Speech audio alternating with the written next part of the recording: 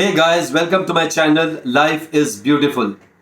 I would like to share my quote which I truly believe in. Life is beautiful if you can accept reality and handle your problem with a smile. It's easier said than done. How many times have you come across a situation where people say, "Why this has to happen to me? What have I done to deserve this? Had this not happened, I would have done such and such things." See, whatever has happened has happened. Whatever has been done, if it cannot be undone, then there's absolutely no point crying over it and thinking about it.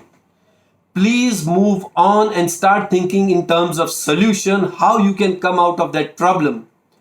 And to come out of that problem, if you have to endure certain pain or go through certain hardship, then you might as well go through it. If you can endure that pain and go through the hardship with a smile, then life certainly will be beautiful, isn't it? Now, let us look at the situation that we are in right now. An unprecedented situation. Coronavirus. The medical fraternity doesn't have an answer to this as on date.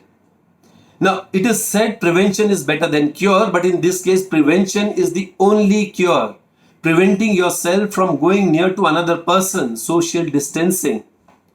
Now, when the Prime Minister announced the lockdown for 3 weeks the other day, I had gone out to get medicine for my mom.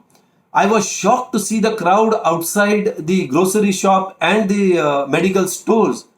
Social distancing had gone for the toss. I immediately returned.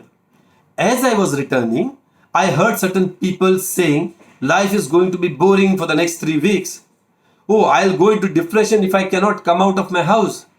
One person even went to the extent of saying, "I'll go mad if I'm locked inside my house for 3 weeks." Life is all about how you look at it. Now, let me give you an example.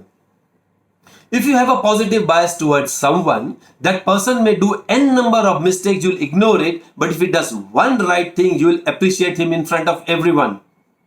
On the contrary, if you have a negative bias towards someone, that person may do n number of good things, you'll ignore that, but if he makes one mistake, you are going to fire him in front of everyone. How many times we have come across these situations? It's quite common, isn't it? It's natural, I would say. Why does this happen?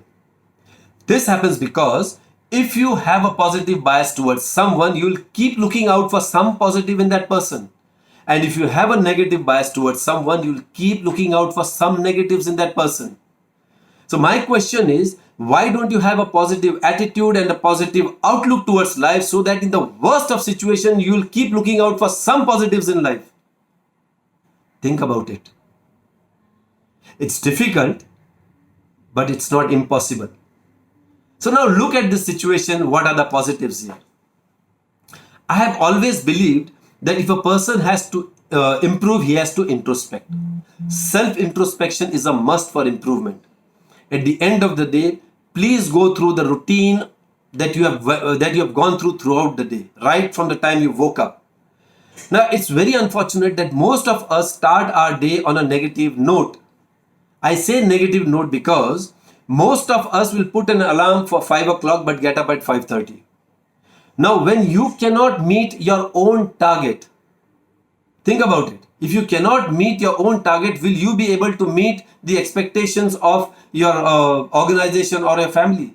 Because the attitude that you have in your personal life, by and large, will reflect in your professional life, social life, family life, if you're a sportsman on the field. So if you cannot meet your own expectations, how can you meet others' expectations? So when you introspect, when you come to know about it, you change. Now, most of us will change the alarm to 5:30 instead of getting up at 5 o'clock. So we'll change to 5:30 and get up at 5:30. So this attitude means that you can achieve easy targets. So in an office, you have 10 targets. Out of that, the easy 2-3 ones you'll achieve and others you will not. But there will be some people who will make an attempt to get up at 5 o'clock come what may. It will be difficult, but say around after a few days or maybe a week or two, you'll start getting up at 5 o'clock. Now, these are the people who are ready to accept challenges. Now, if you have to change yourself, you should know what are the areas of improvement, and that you can have only by self-introspection. Now, when you go through your entire activities of the days, you will find out there are some things that have gone your way because you have done certain things right. And those are your strengths, leverage upon it. But there would be something that would not have gone your way. Please look into the circumstances that have led to that situation. Introspect, how did you handle that situation? How did you react or respond to that situation? Could you have done something differently in that situation? If yes, then that is the learning. Learn from it, improve upon it, and come out as a better person. That's how self introspection helps you to improve. I always suggest people that before going to sleep, 5 or 10 minutes, give it to yourself, introspect, go through the entire activities of the day and look out what are the areas where you can improve.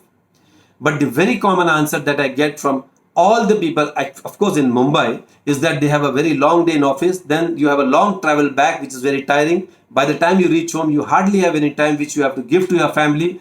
And at the end of it all, you are dead tired and you go to sleep. You hardly have time to self-introspect. But look at the situation you are in now. You have time at your disposal, not for 1 day, 2 day, 3 day, for 3 weeks. Please introspect. Do self-introspection.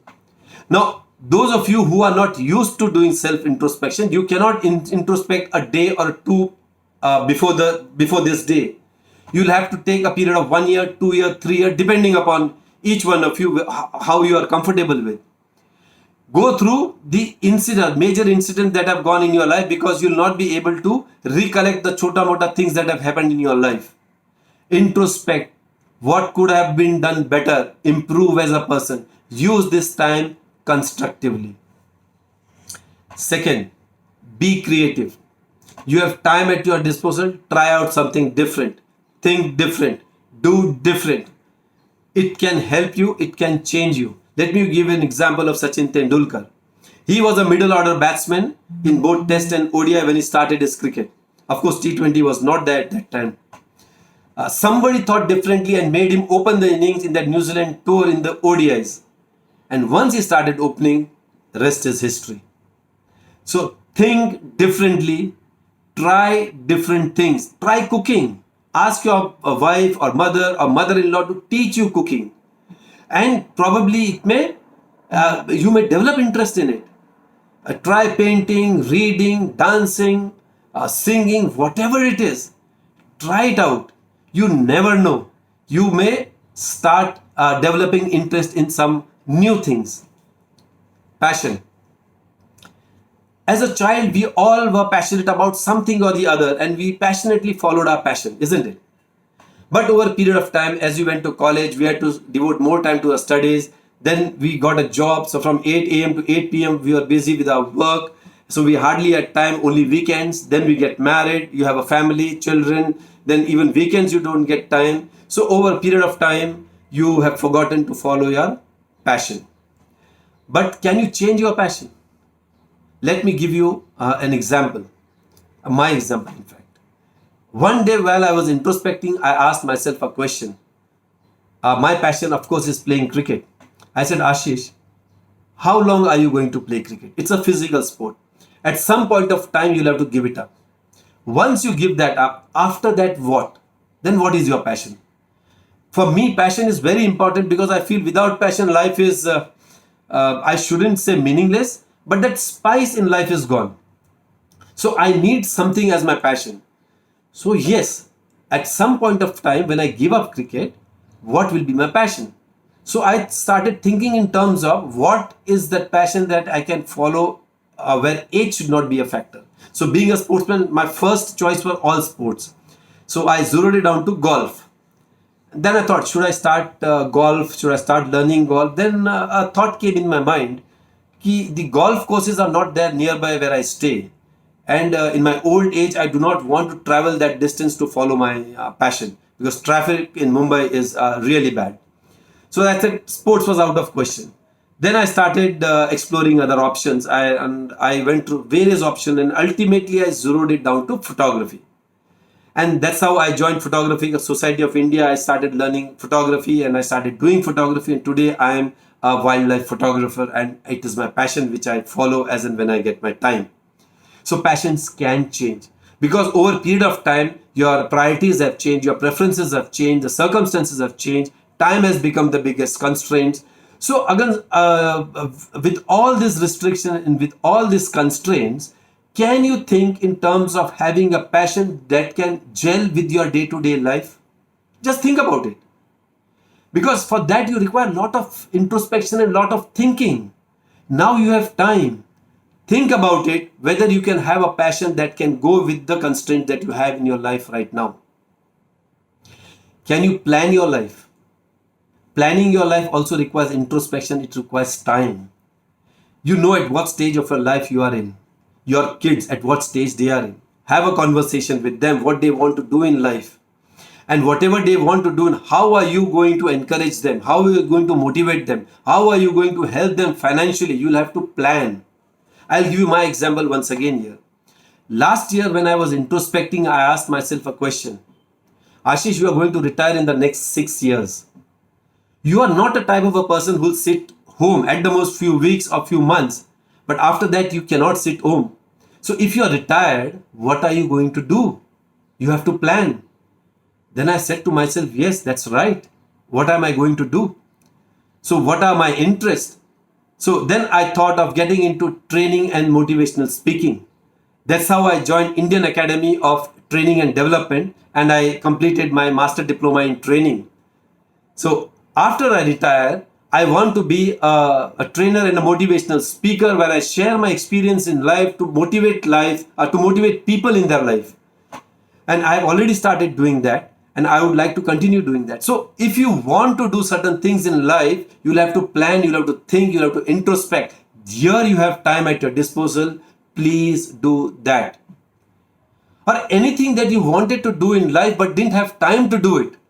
If that is the case, please do it here. Again, I'll give you my example. I wanted to start a YouTube channel, and for some reason, I just kept procrastinating it.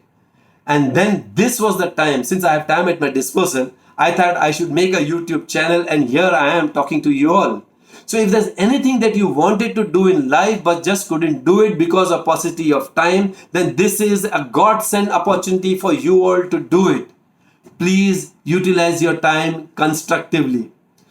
There are people who are doing various things. I'll just share it with you. One of my friends just sent me a photograph which was around 10 to 15 years old when we all had gone for a picnic. And then we started remembering those days, and it was so nostalgic. Please relive your golden moments that you have spent with your family, with your friends, with your relatives. Please sit with your family and discuss what all things have gone in your life and what good things have happened in the life, and relive those moments. It will be really nostalgic for all of you all. Do that. If anything that you wanted to do in life couldn't do it now. You have time at your disposal. So please utilize the time that you have constructively. And one important thing, your heart, mind, soul, body reacts to the way you think.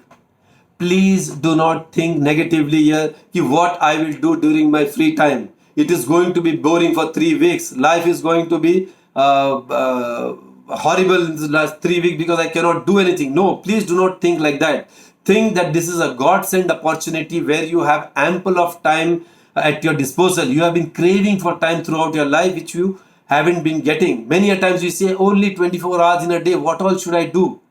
Please, this is the time for you to do whatever you had felt you wanted to do but couldn't do. So use your time constructively, enjoy it, and see that you develop some interest that will help you in your future life. So here's wishing all of you all the very best. Please subscribe to my channel and click the bell button. Till we meet next in the video, keep smiling, be happy. Life is beautiful.